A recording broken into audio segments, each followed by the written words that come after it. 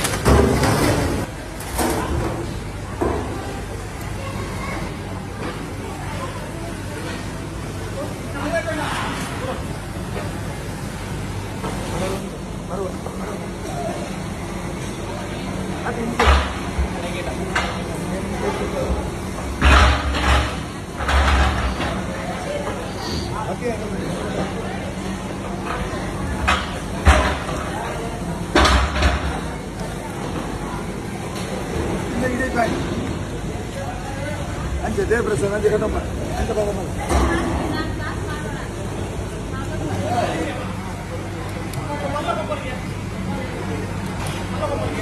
Oh, ini. Itu berapa? Ayo berapa? Ini kenapa?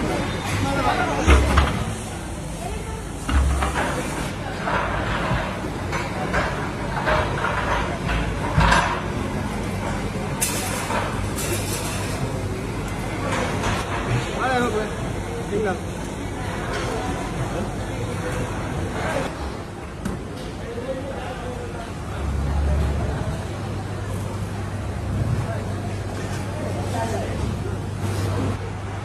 ಅವ್ರು ಕಾಲಿಟ್ಟು ಮಸಾಲೆ ಕಾಲಿಟ್ಟು ಅವಳಿಗೆ ಮಸಾಲೆ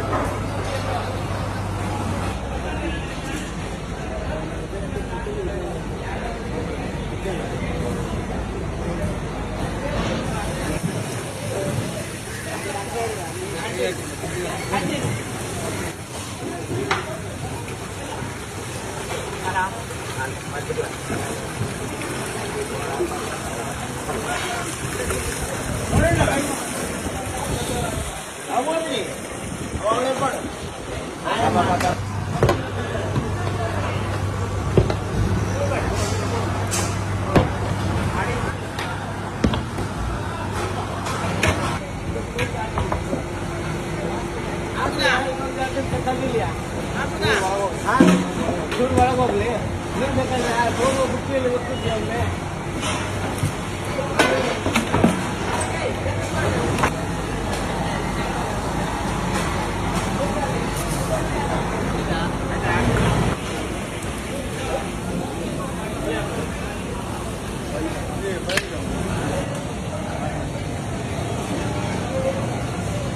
ಇದೇನು ಅಟ್ರಲ್ಲಿ ಮಾಡ್ಬೇಕು ಇದೇನು ಅಟ್ರಲ್ಲಿ ಮಾಡ್ಬೇಕು